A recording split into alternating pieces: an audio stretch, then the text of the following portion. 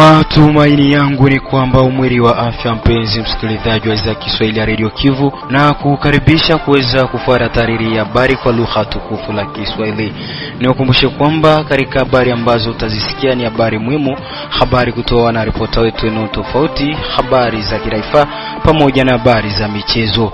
Mchambuzi wa kwa leo ni mimi Safari Almas, na saidiwa upande wa pili naye Izake Mulucha Shibe, pamoja na wote watakaosikika katika uchambuzi wa habari. Nasema karibu na tega sikio.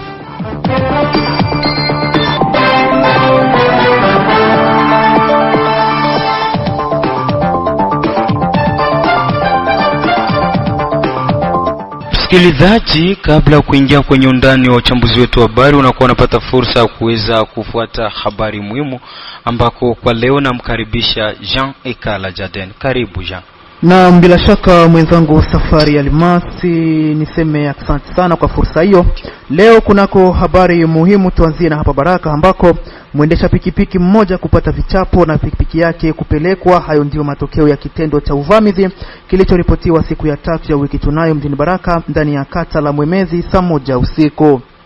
Sasa ni huko Nundu ambako mama mmoja anajulikana kwa jina la Yala Safi, mkaaji wa Baraka, ameuawa kwa kupigwa risasi na watu wenye kushikilia silaha na ambao bado kujulikana katika kijiji cha Nundu eneo la Chabeba siku ya 3 ya wiki tunayo.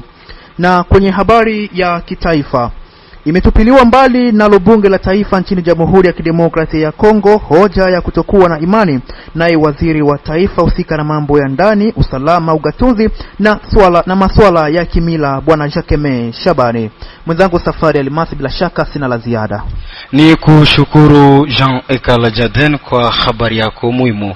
Msikilizaji, tufungue jamvi letu la uchambuzi wa habari tukianzia na katika mji wa Baraka. Ni vema serikali ya mji kupiganisha hali ya usalama mdogo ili kuepusha na magonjwa yanayotokana na msongo wa mawazo. Ndivyo amesema hayo mganga usikae na ugonjwa wa kisukari kwenye kituo cha Centre Diabetique Mona mjini Baraka. Kwake Mwenebato Hussein Clovis, mtaalamu wa ugonjwa wa kisukari, amesema madhara yanaweza kuwa mengi baadaye endapo serikali ya mji wa Baraka haikuvalia njuga swala hilo kwa upande wa jamii yote, hasa kwa wagonjwa wa kisukari. Huyu hapa tumsikilize.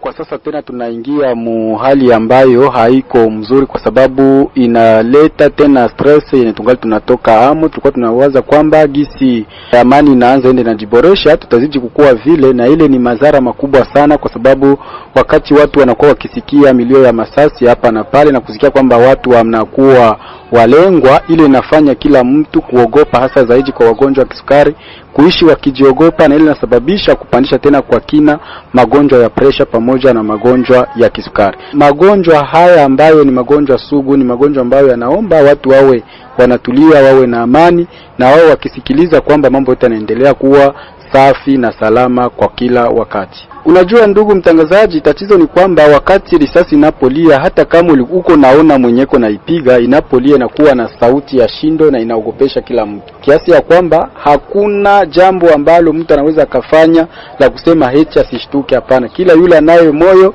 ana pressure, na kila yule anaye pressure ana hoga, na anapokuwa na hoga inamletea sababu nyingi, kwa sababu wakati inapigwa vile anashtuka, na anaposhtuka ile mshtuko tu ya moyo inafanya hata miezi misita ikiwa ndani ya moyo, na inaweza sababisha madhara hata kama hivi vinavyokwenda kuisha. Ndio kwa maana tunaweza omba zaidi kwa kuangalia namna gani wataboresha, ili kuangalia kama tunaweza tukapunguza kupanda kwa kasi na kwa kina kwa magonjwa ya kisukari pamoja na ya pressure. Je, unajua hii hali inapoendelea, tatizo kubwa na ya zaidi ni kuongeza idadi ya wagonjwa wa kisukari pamoja na pressure, kwa sababu ile hoga ambayo watu wanakuwa wakipata kila wakati inakufanya mwili wa mtu kutoa secretions zenye tunataka adrenaline na cortisol, na ile inasababishwa na hoga wenye kuwa na muda mrefu, ile tunaita stress prolongé.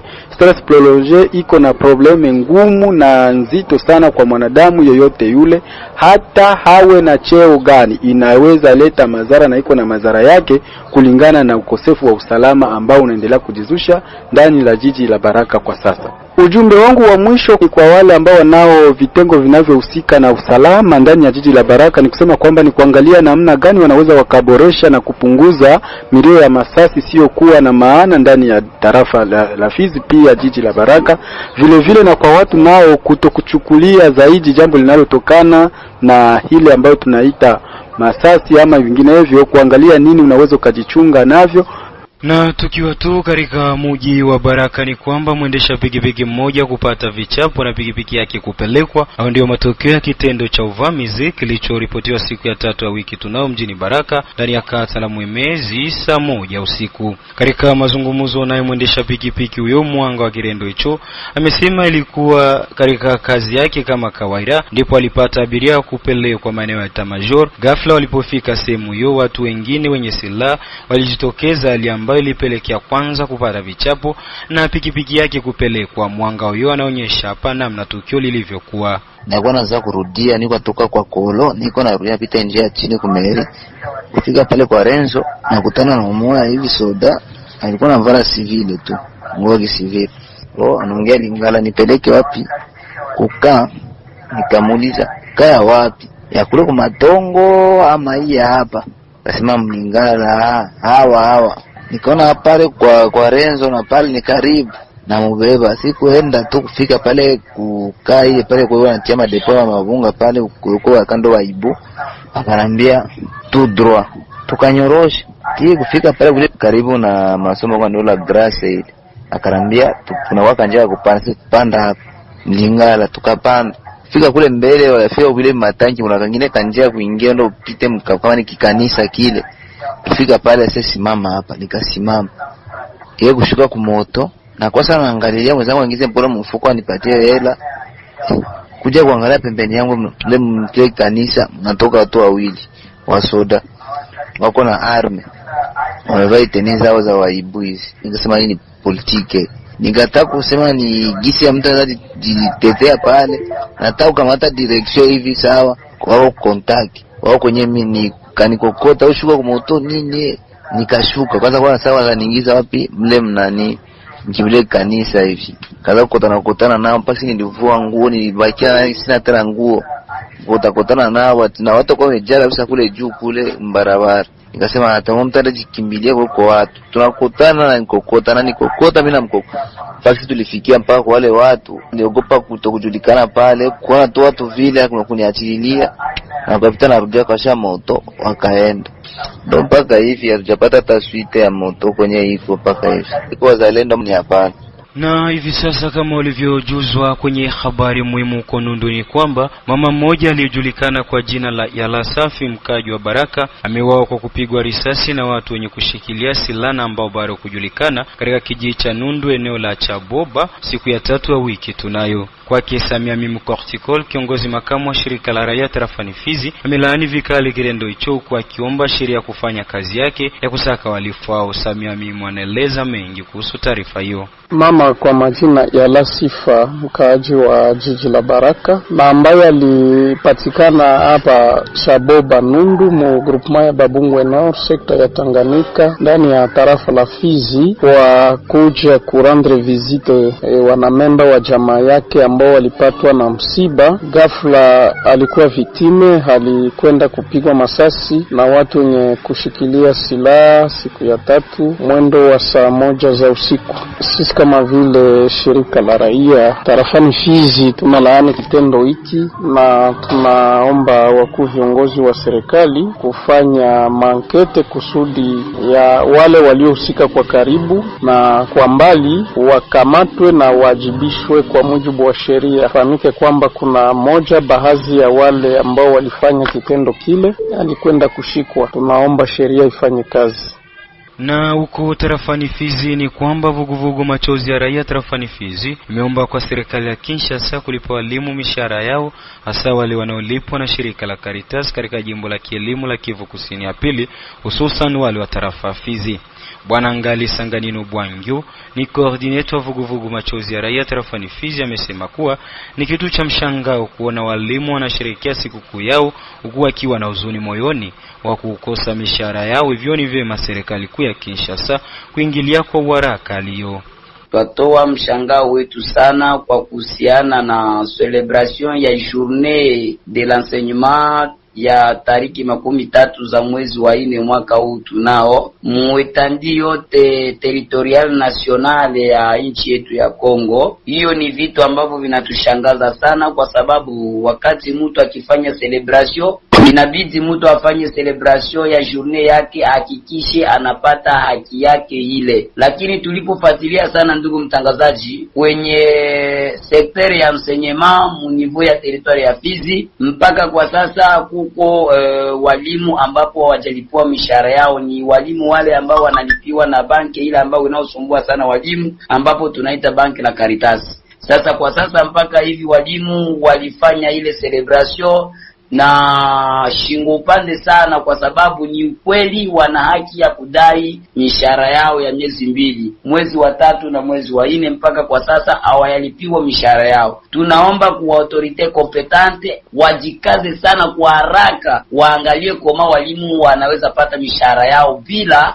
usumbufu yoyote. Tunawapatia kwa haraka sana, wajitahidi waangalie walipo walimu mishahara yao ya miezi 2, mwezi wa 3 na mwezi wa 4. Juu isiwe kila wakati walimu hatalipwa mishahara yao mpaka watu walalamike. Ilisha tuchosha sana sisi kama vile shirika za kiraia, ndugu mtangazaji. Na tulipoangalia ni kweli walimu ambapo wanaolipiwa kwenye banki la Caritas Uvira mpaka kwa sasa hawajalipiwa mishahara yao. C'est la journée de la crise sociale de l'enseignement. Juu haiwezi kuwa tunasema journée de l'enseignement na mwalimu angaliki anadai mshahara wake wa mwezi wa 3, mshahara wake wa mwezi wa 4. Hiyo yote vraiment, ndugu mtangazaji, inatusikitiza sana sisi kama vile shirika za kiraia.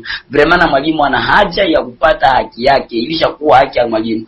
Juu ya nini leta ilituambia kila wakati fikapo le 25 mwalimu atakuwa analipiwa mishahara yake. Kwa sasa mwalimu kufika mpaka le 30 mpaka le 55e jour mwalimu ayalipiwa salary yake.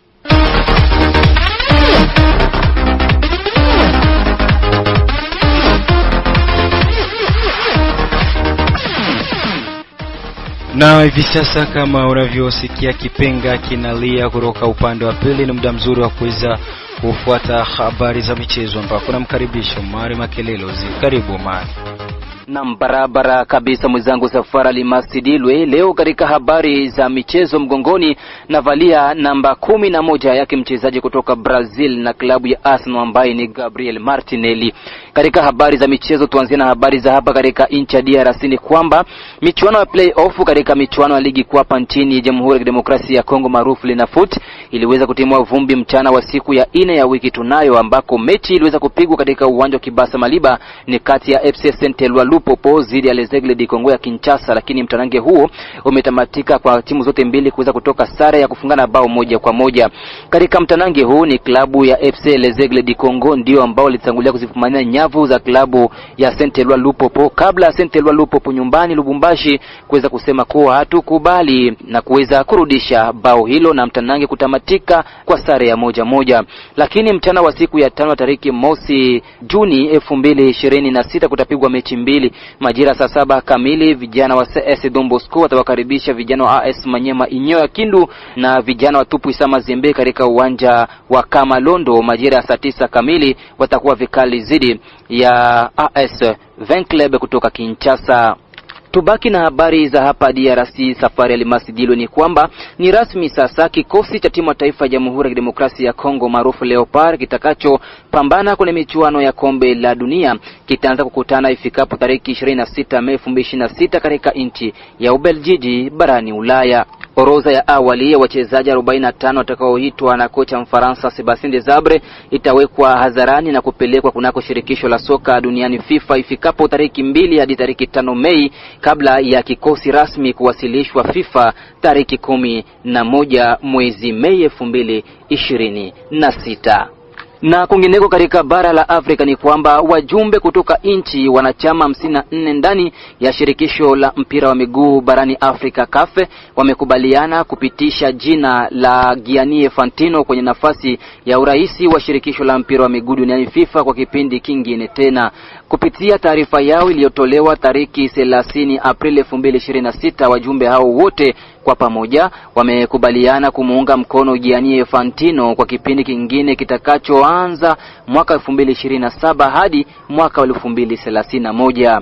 Gianni Infantino aliingia madarakani kuweza kuongoza shirikisho la mpira wa miguu duniani FIFA mwaka 2016 akichukua nafasi ya Sepp Blatter, na anatambulika kwa mageuzi makubwa aliyofanya ndani ya FIFA, ikiwemo kuongeza idadi ya timu zitakazoshiriki michuano ya kombe la dunia kwa mwaka 2026.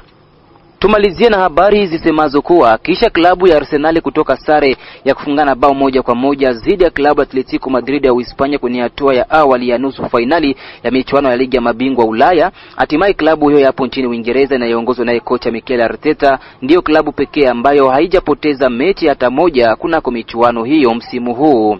Arsenal imecheza mechi 13 msimu huu kwenye mashindano ya UEFA Champions League, wameshinda michezo 10 na kutoka sare michezo 3. Tukumbushe kuwa The Gunners wako katika hatua ya nusu finali ya michuano hiyo ya ligi ya mabingwa katika bara la Ulaya, na mechi ya marudio wataicheza tarehe 5 Mei 2026 dhidi ya Atletico Madrid pale katika jiji la London ndani ya uwanja wa Fly Emirates Stadium. Klabu ya Real Madrid hapo nchini Uhispania imewasilisha rasmi ofa yao kwa kocha Jurgen Klopp, wakieleza kuwa wanamtaka awe kocha mkuu msimu ujao. Real Madrid wanaamini kuwa kocha Klopp ataweza kukubali ofa yao. Naweka nukta katika habari za michezo. Asante sana Omar Makelele Ozil kwa habari hizo za michezo. Msikilizaji, endapo unakuja kujiunga nasi, nikukumbushe kwamba ambao unaendelea kuidegea sikio ni za Kiswahili ya Radio Kivu, na tuko katika taarifa ya habari kwa lugha tukufu la Kiswahili.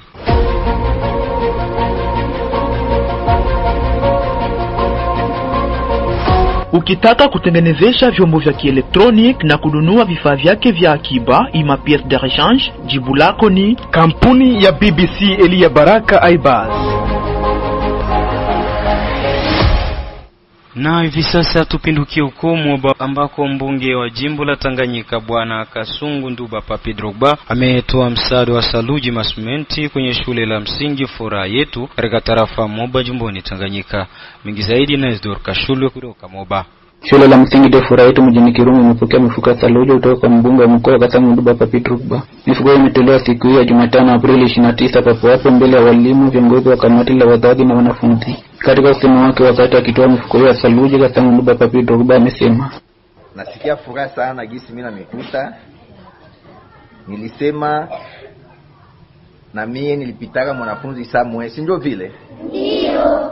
Nilijua kama kuko shida ya kutia matablo huku kufuraha 2, na ndio mimi naleta hii masima pour que ba mitilie matablo mwanze kusoma mzuri. Aksanti.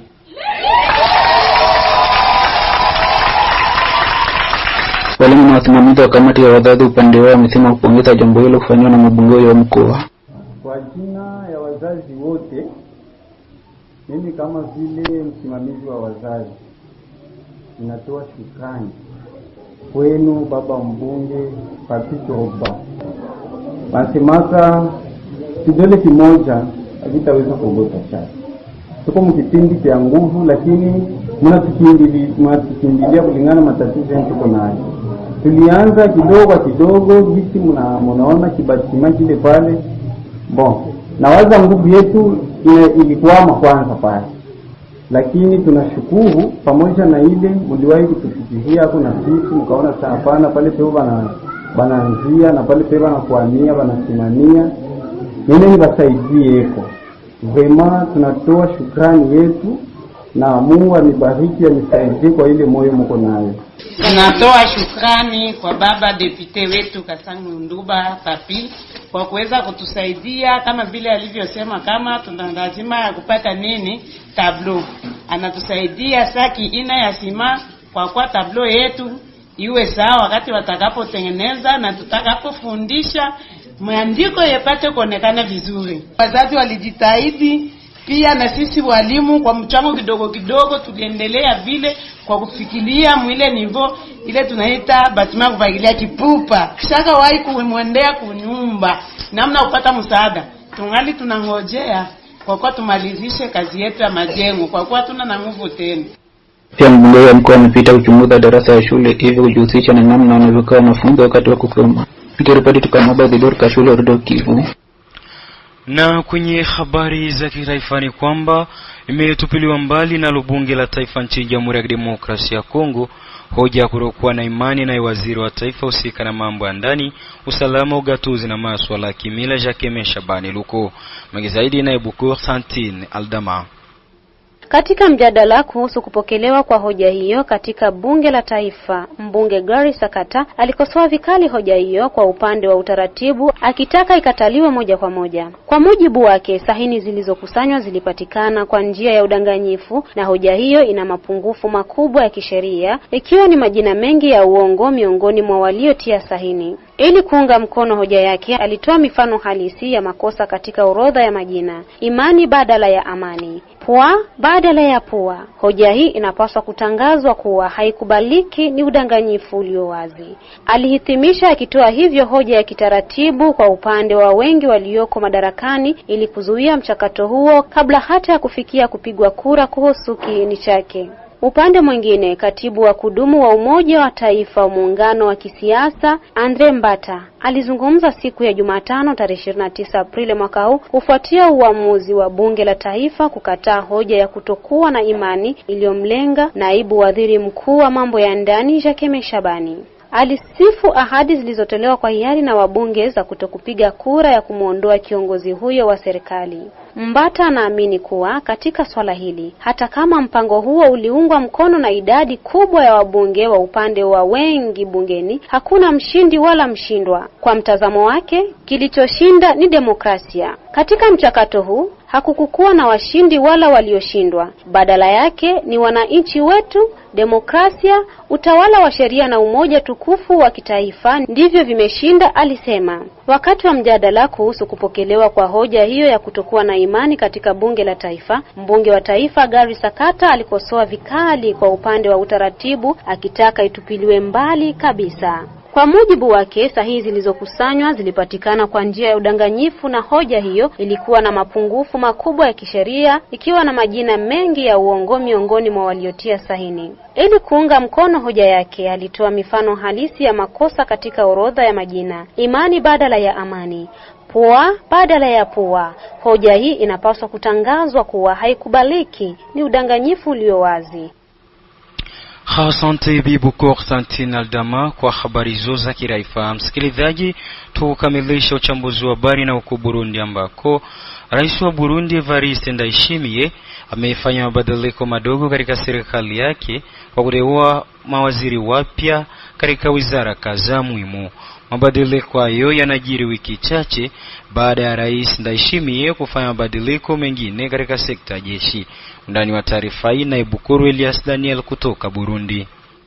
Kwa mujibu wa taarifa, mabadiliko hayo yamegusa wizara ya habari na mawasiliano, wizara ya miundombinu pamoja na wizara ya afya, hatua inayoonekana kuendeleza mchakato wa mageuzi ya uongozi ndani ya taasisi za serikali. Katika uteuzi huo, Balozi Eveline Butoi aliyekuwa akihudumu kama balozi wa Burundi nchini Zambia amerejeshwa nyumbani na kuteuliwa kuwa waziri wa habari, mawasiliano na vyombo vya habari, akichukua nafasi ya Gabibu Gaga aliyefariki dunia hivi karibuni kufuatia ajali iliyotokea usiku wa tarehe 15 kuamkia tarehe 16 Aprili mwaka 2026. Uteuzi huu unaanza kutekelezwa mara moja kutokana na tangazo la uteuzi lililosomwa kwenye runinga ya taifa na msemaji wa ikulu ya Rais Rosine Gatoni. Tegeko ry'umukuru w'igihugu haragenywe kwa amri ya rais wameteuliwa mawaziri wa miundombinu, ujenzi na usafirishaji, mhandisi Ejide Kimbere, waziri wa afya Fideli Nkezabahizi na waziri wa habari na mawasiliano Balozi Eveline Butoi. Kumenyesha makuru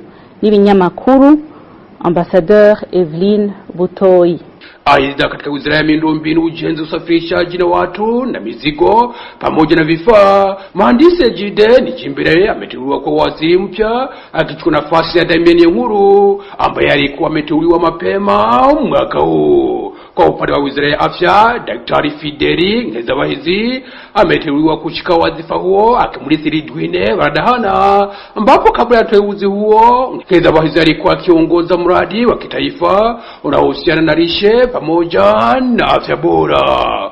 Mabadiliko hayo yanajiri wiki chache baada ya Rais Ndayishimiye kufanya mabadiliko mengine katika sekta ya jeshi, jambo linaloashiria mwendelezo wa juhudi za kuimarisha uongozi na utendaji wa taasisi za serikali nchini Burundi. Nikiripoti kwa niaba ya Radio Kivu Baraka kutoka nchini Burundi, Bukuru Eliasi Danieli. Msikilizaji wangu, ni kupitia ripoti yake Bukuru Elias Daniel ndipo tumefika mwisho wa uchambuzi wa habari. Na shukuru nyote ambao mmetutegea sikio mwanzo hadi mwisho wa uchambuzi wa habari, vile vile na job zima la wariri wa habari. Na shukuru bani wangu Izaki Mulucha, Ashibe na wote waliosikika. Aliyekuletea uchambuzi wa habari kwa siku ya leo alikuwa ni mimi Safari Almasli Metinwar. Sina la ziada na kuaga nikisema bye bye.